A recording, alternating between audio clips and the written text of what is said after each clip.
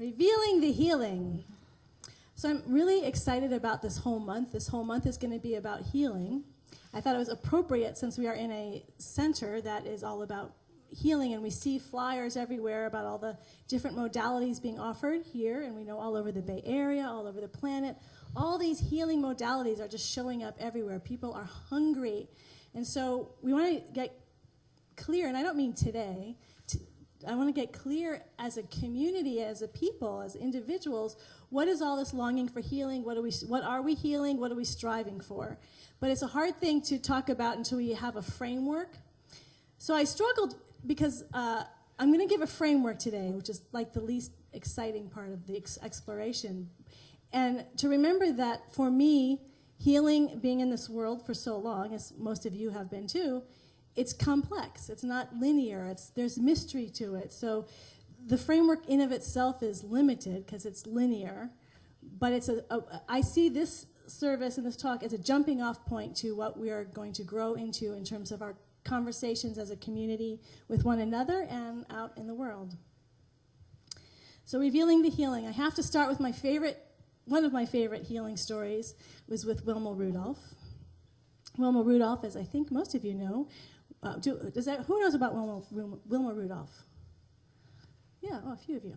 Well, so she was born in 1940 in a small town in Tennessee, and she was the 20th of 22 children, and she was born at 4 pounds. It was an African-American community. They didn't have much in the form of medical help, and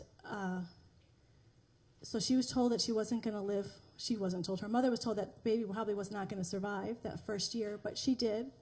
She loved to then run and jump, but was always sick, always getting chickenpox, measles, and Mom. She got everything, and before she was 5, she got scarlet fever and she got polio. Now, the vaccine for polio didn't come out till 1955, so the basic diagnosis if you got polio was either you died from it or you were permanently handicapped from it, as our President Roosevelt was. So the doctor told her mother she will never walk again. Her mother told, and Wilma heard that, but her mother told her, yes, you will. And she said, I chose to believe my mother. She believed in the possibility of her healing. So her mother went off to Nashville to learn from a doctor exercises for her daughter's legs. She came back and started working with her daughter's legs. Her daughter couldn't go to school for a while because she had no means to walk. Finally, they got the heavy metal braces and she could go to school, but she was made fun of. She couldn't participate. She couldn't be on recess, play around on recess, so she sat on the bench and was very lonely and sad that she couldn't participate with friends. She felt isolated, but she kept working on her legs, and she did this for years, just working on her legs, and there were so many months upon months where she said nothing would happen. It would just be painful to be doing the exercises. No change would happen. And think of how many times we're willing to commit to something to do month after month over years where we're not having huge results. But she kept at it. She believed that intensely. And so there became that day where she wanted to take a chance, and she thought her church was the place to do it. She loved her church. So at her church one day, she stood purposely behind, let everyone sit down, and she took her braces off, and she walked down the aisle. Amazed everybody. So when she was 12 years old, she and her mother mailed her braces to a hospital. She never needed them again. The power of what she believed in, the truth of her wholeness, of her whole being. Where most people were handicapped for life with polio, she can now walk. And then in 1960 was the Olympics in Italy, Rome, Italy. It was the first time the Olympics had been televised. So the world got to see Wilma Rudolph because she ran in the Olympics. She ran the 100-meter dash, the 200-meter dash, and the 400 relay, and she was the first American woman to win 3 gold medals. From polio to winning 3 gold medals. She is an extraordinary story of what it means to believe in one's wholeness and one's truth. What she was doing was practicing the principles that we teach here in New Thought. So I can explain. Centers for Spiritual Living is an organization under an umbrella called New Thought. It's a New Thought philosophy. Unity is the biggest organization, and then there's a lot of individuals who just practice it. Wayne Dyer, Deepak Chopra, Marianne Williamson, who are teachers, but they're not part of any organization. And as we know, many people practice the principles, but sometimes you don't fully understand the principles. So I want to just go to the basics of how this healing works. The basic universal principle is that there's one power, one presence, in, through, and as all creation, yet never absorbed by that creation. It means that this power and this presence is beyond anything that we could see, taste, touch, or smell. It is even beyond energy. It is beyond light. It is beyond everything. It is pure idea. And that idea is perfect. You will hear this a lot. It is whole, perfect, and complete. There is no opposite. So when we say God is good, it's not that that's absolute good. It's not dualistic good where there's an opposite of bad. God is infinite health. That means there's no opposite of unhealth. That in that pure idea is the wholeness of the idea of the perfect idea where there is no opposite. And that is what all creation is created from. So that perfect idea moves into energy and into light, and then from energy and light into physical, gross physical form. So what the New Thought teachers taught was if we go straight to that first cause idea, the divine prototype, then we can move and shift all the parts of us that are imperfect, that are unhealthy, that are out of alignment, and move them into alignment. And then everything else shifts with it. The energy, our mental patterns, our emotional patterns, our physical patterns, everything shifts when you go straight to first cause. Myrtle Fillmore, who is the co-founder of Unity, we have all of these friends from Unity today. Thank you for being here. She was in the 1880s, lived in the Old West, the same time Wyatt Earp did, and Doc Holliday. Doc Holliday had tuberculosis, just like she did, but she cured herself of tuberculosis after 2 years of continuing to know the truth about her body. She just stayed at it, and with that, she completely cured herself and lived until, I believe, in her 80s, and co-founded with her husband, Charles Fillmore, this movement of unity. So there's some challenges with this, though, because what they found was that many people were having healings. Their bodies were being healed, their finances were being healed, places that were feeling limited and off were moving into alignment. But then there were other people who weren't. And the only problem with this philosophy, there's always a shadow side when we get into this human world, is that if it doesn't happen, the only way we could explain it was, well, you didn't believe it strongly enough. You didn't do what Wilma Rudolph did. You didn't hold strongly enough to first cause. And so then it turns that the blame starts to become on the person. You're not good enough. And so suddenly we started to notice with this idea, all ideas evolve. And so our understanding of this idea, it's a perfect linear idea, and it makes total sense, except for that not everybody was getting healed. Not everybody was having the perfect life. In fact, all of us are limited beings in some areas of our life, and some more than others. Does that mean people are failures? Does that mean they're not doing it well enough? And so we had to start looking at really what does healing mean, and then it became the differentiation between healing and cure. So we started shifting and saying, well, cure is when your body gets cured. When I have a physical shift, or I cure my finances, or I cure my relationships. That's something that's happened and demonstrated in the physical form. Healing is when we become more identified with our infinite self, that self that is beyond just our physical, emotional, mental, and energy bodies. That's where the total freedom comes, where we can stay in pure love. We can stay in bliss, regardless of the situations that are unfolding in our circumstances. Last week I shared about Eddie Hillisman, who was in Auschwitz, and how she was able to stay in such extraordinary love in the midst of such pain. That is someone who is free. That is someone who is healed because she knows who she is regardless of circumstance and situation. So we start looking at, and conversely, I have had the experience of being around someone, this person just sticks out because it was such a demonstration of the opposite, where he got a very serious disease, went into the hospital, and the spiritual community really prayed for his cure, and he got his cure. He was completely cured of something that seemed almost impossible, but he still hadn't woken up to who he was. He was still unconscious and not a very pleasant person to be around. He is someone who was cured but not healed. Paramahansa Yogananda, a spiritual teacher who came over here, did a lot of cures. He cured a lot of people, but he did it to get them excited about God, to want to wake up to God, and they weren't doing that. They were just excited about their cure, and then they would go about their life. And so he stopped doing it, because to him, that was only secondary. The primary purpose of why we are here is to wake up to who we really are, to have that healing. Another example for me is, my favorite example is Treya Wilbur. She was the wife of Ken Wilbur. 10 days after they got married, she was diagnosed with breast cancer. She did every type of holistic healing possible, went to all these different energy workers, did everything, and Western medicine. She did everything. At the same time, she was working always on her spiritual self, her meditation practices. There's a book called Grace and Grit, where it's his writing interspersed with her diaries. After 5 years of doing all this work, she ends up losing the battle with breast cancer, and she makes her transition. But she was healed.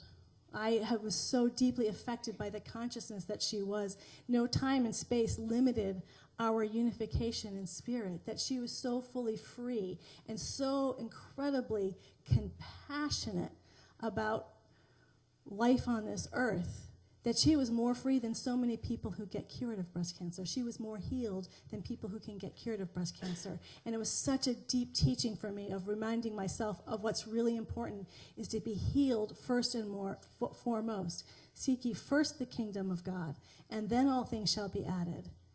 But by then, that all these things shall be added become less important. We can still play in those worlds, but they don't define us anymore. They don't become our reality that define how I'm going to feel day in and day out.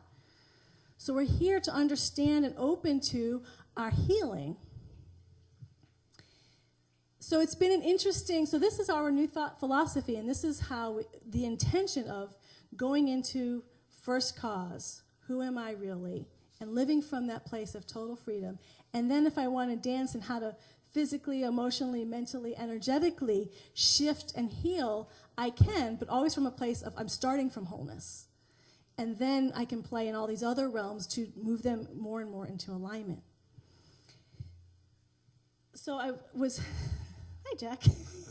I just looked at you, very looking intensely. I don't know what I'm going to say next, really. So why this is exciting for me is exciting and interesting. So this is the philosophy and the way I have lived. And it was funny, in meditation this morning, I really believe this. Like, this really is how I see healing work. So it's been a little bit of a challenge for me at the same time. So the intention for this next 3 weeks is to have as many conversations with all of you as possible. Because there's a lot of things happening that I have a hard time with, because it feels like like the different modalities become the thing itself, and we're calling it. So there's a lot of healing work being done, but I don't know if I'm not sure what it is that's drawing people to it, and so I'm going to be just straight up honest. There are some judgments that I'm working on healing within myself. Seriously, because I think the new thought teaching is very valuable, but there's a reason why it's not flourishing, because there's limitations. Like I said, it makes so much rational sense, and it's linear, but there's something missing, and I'm not sure what it is. And at the same time, when I look at all the other modalities, it's like, so let me just tell you. So in New Thought, we teach first cause. There's energy. So a lot of the healing work that's happening now is on the energy level, at the psychic level. So when you do a psychic reading or channeling, that's all working very much, generally working through the energy levels. We're tapping in, but the psychic energy, the reason why the New Thought teachers bypass that is because that they still are lost in patterns. So if someone's reading my energy, they're reading my patterns up until now. The reason why the New Thought movement is called the New Thought movement is when we rise even above our energy patterns, the patterns that have claimed Harriet and been her identity for all this time, there's something that's even more, that doesn't have patterns to it. There is no past precedent. Nobody can read the vision for our life. Everyone in this room has a vision for your life that is not based on your past precedent. It is not based on who you have been in the past. It's completely new. It's completely fresh, and nothing can ever limit it. So Judge Thomas Troward called it the divine prototype, and he got it from Hinduism, that there is an Atman soul within all of us, the individualized expression of God. It could be the Christ self, the Buddha self, but every one of us has that perfect self within us. So my theory is that we all feel that perfection of ourself, and we long for it. We long to demonstrate it, and at the same time we feel our limitations, and we're constantly trying to integrate those two things, our limited self and our perfect self. And so part of the healing is learning to not perfect our imperfections, but integrating our imperfections with our perfect self. But at the same time, that perfect self is calling us to something higher, something that we've never seen before in our individual lives, something that we don't know. So even as I've stepped out into ministry, well, there's been two stages. There was just saying yes to ministry, which was far beyond any pattern I'd had up until then. So it was very difficult to make that shift. And then this past summer, I went through it took me as like a death process, but finally this past summer, I just said, I'm done with ministry. I'm never doing it again. And it's interesting, so it held. That's an idea that held. No, so I recognized, it was wonderful, because I recognized that it really wasn't a choice, that ministry wasn't about a career, it's just a way of being. But then it became, okay, what is this way of being? So part of what I love about even the way this community is showing up. So normally we have a church in a very structured way, but now we have a whole separate business that's doing healing work here all day long, all these classes, and has nothing to do with Centers for Spiritual Living. So I've thought, how am I going to do this? How does this work? This isn't sort of a traditional way church happens. And so what I feel like is what we are as a community. We are a community of people who are drawn by truth. We are not limited by what's happened before, but that doesn't mean we always know what's happening next. And we're here to self-create that. So we're waking up to ourselves. I've said it's not even that. I've said yes to being who I am, which is a minister. But at the same time, it's stepping in and saying, what does that look like in community as a leader of a spiritual community, when even the boundaries and the form and the structure of the spiritual community are showing up to be quite different than anything I've experienced in the past. So I'm hoping that all of us in this process of healing is about becoming more who we are. It's not just about integrating. It's about becoming more of the vision, that divine individualized soul for our community as well as for our individual self. And so we're here to heal and become more of who we are meant to be. And I don't know what that is yet. And so what I'm hoping in this next 3 weeks as we look at healing, people, all of you can share with me. And I know we have many healers in this group right here. I'm looking out, I'm like, oh, you all do healing work. And we receive healing work. I want to hear about it, what that means for you. What are you striving for when you're doing healing work, both giving it and receiving it? What are you looking for? And that we can all start sharing with each other. Our dialogues with one another are prayers. Our conversation are prayers. This past week, some of you sent these beautiful demonstrations of how you showed up as love in your life. And I was so honored to be a part of that receiving. I'm going to ask you later if I can share it with other people. But it was to just have those conversations at a deeper level changes us when we share with each other. So as a community, we are opening up to a higher vision. We are healing what we've been in the past. Many structures have not always worked in the past, but we don't know what's coming. And it's about staying open.